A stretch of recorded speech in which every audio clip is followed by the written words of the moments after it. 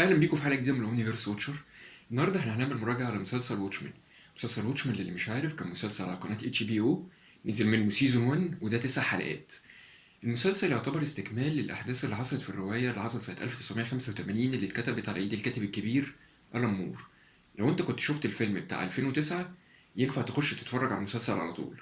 هو بس في اختلاف طفيف ما بين المسلسل اللي معتمد على الروايه وما بين الفيلم. في الفيلم اوزمانديوس اللي هو ادريان فايت جمع الطاقة النووية بتاع دكتور مانهاتن وعمل بيها قنابل نووية كتير كده، وزعها على عدة عواصم في العالم وبعدين دمرها. ساعتها أمريكا والاتحاد السوفيتي اتحدوا مع بعض عشان خاطر العدو المشترك اللي هو دكتور مانهاتن. في الرواية ما حصلش الكلام ده. أدريان فايت خلق كائن كده عامل زي الحبار أو الأخطبوط، صنعه وبعدين عمل له تليبورتيشن لنيويورك. السايكيك بلاست بتاعت الكائن ده موتت 3 مليون واحد. ساعتها الناس تخيلت إن ده غزو فضائي وإن ده جاي من كوكب تاني أو من بعد تاني. برضو الناس اتوحدت بس ضد الخطر اللي هو الغزو الفضائي. لذا في الحالتين، حالة الفيلم وحالة الرواية، الاتنين البشر بيفكوهم من الحروب النووية والحرب العالمية التالتة والكلام ده، وبيتحدوا ضد هدف واحد. الكلام ده كان سنة 1985. دلوقتي احنا سنة 2019 في بداية أحداث المسلسل.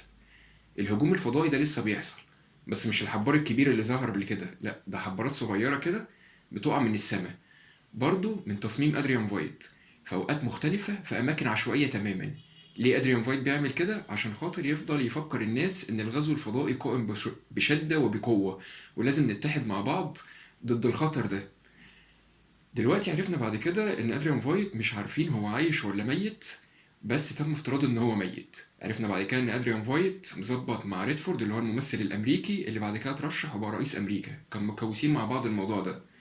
ريدفورد دلوقتي رئيس بقاله 30 سنة وبيدفع تعويضات للناس أصحاب البشرة السمراء تعويضا للاضطهاد والعنصرية اللي كانوا بيشوفوها في القرن اللي فات. في ناس من أصحاب البشرة البيضاء متضايقين من الحوار ده. الناس دي كونوا جماعة إرهابية اسمها ذا 7 كي، ودول معتمدين على جماعة قديمة في السابق كان اسمها سايكلوبس. الناس دي بتلبس أقنعة شبه زي قناع روشك كده، ومقتبسين مقولات كتير ليه. الناس دي عملت من سنتين حاجة كده اسمها الوايت نايت، طلعوا على ضباط الشرطة وقعدوا يقتلوا فيهم. بعد كده ظهر قانون لضباط الشرطة ينفع إن هم يلبسوا أقنعة عشان يداروا هويتهم الحقيقية عشان محدش يموتهم. الناس دي بتحاول ترجع المجد بتاع أصحاب البشرة البيضاء زي ما قلنا. بعد كده عرفنا ان رئيس الشرطة اصلا شغال معاهم. وبعد كده عرفنا ان دكتور منهاتن عايش هنا على الارض مش على المريخ زي ما كانوا بيقولوا، شكله واحد مننا وعايش وسطنا. بعد كده 7 كي عرفوا بوجوده، قرروا يمسكوه وبعدين يموتوه وياخدوا قدراتهم ويرجعوا مجد العرق الابيض. في نفس الوقت في واحدة اسمها ليدي ترو، واحدة غنية جدا، تبقى اذكى امرأة على سطح الكوكب وتبقى بنت اوزمانديوس بطريقة غريبة شوية كده. دي عايزة برضو تخطف منهاتن وتموته وتاخد قدراته، بس الغرض مختلف تماما. دي مظبطة مع واحد اسمه ويليام ريفس، عرفنا بعد كده ان هو هودو جاستس من جماعة مينيت مان، ان هو يسلم لها منهاتن في مقابل انها بعد ما تاخد قدرته تموت له 7 كي، عشان اصلا هودو جاستس بيحاربهم بقاله 70 سنة من الاربعينات، من ايام لما كان اسمهم سايكلوبس. دلوقتي عرفنا ان اوزمانديوس برضو عاش او كان فترة معينة عايش على قمر تبع المشتري اسمه يوروبا. في الفترة دي كان منهاتن، لو احنا فاكرين من نهاية الفيلم بتاع 2009، كان قال لسيرك سبكتر 2 اللي هي لوري اللي انا بفكر اسيب المكان ده واروح مكان اقل تعقيدا وبفكر انشئ حياة، وبالفعل عمل كده، راح قمر يوروبا بتاع المشتري وخلق حياة، خلق خدم وحشم وقصر ومزارع وجناين وكل اللي انت نفسك فيه، وبعدين جاب اوزمانديوس وخلاه الملك هناك. اوزمانديوس مستحملش الوضع ده وهرب، جه الارض واحبط محاولة بنته انها تاخد قدرة منهاتن، بس منهاتن كان بالفعل كان شيع ومات. وبعد كده اتقبض عليه بسبب الحوار اللي عمله من 34 سنة بسبب موضوع الحبار لما قتل 3 مليون واحد. شفنا برضو لوري بليك، دلوقتي بقى اسمها لوري بليك زي ما انت سمعت، بالفعل ما بقاش عندها مشكلة انها تستخدم الهوية بتاعت ابوها الحقيقي اللي هو ادوارد بليك الكوميدي. دلوقتي هي شغالة في الاف بي اي، بالتحديد في قسم مكافحة الفيجيلانتز. مين الفيجيلانتي ده؟ ده السوبر هيرو اللي عايز يرسخ العدالة بس الدولة بتعتبره مارق وخارج على القانون، فبيتم اعتباره فيجيلانتي. هي مهمتها انها تقبض على الناس دي. عرفنا من كلامها مع سيناتور كين ان نايت اول 2 تم القبض عليه غالبا بسبب موضوع الفيجيلانتس ده. هي دلوقتي وافقت تروح مهمة لتولسا عشان خاطر انها عندها امل ان الرئيس ريدفورد ممكن يفرج عنه. المسلسل بيحاول بشتى الطرق ان هو يجيب لك حاجات من الفيلم او من الروايه انت عارفها، بحيث انت تقول انا عارف اللقطه دي، وتبتدي تربط وتقول كله كونكتد ببعضه.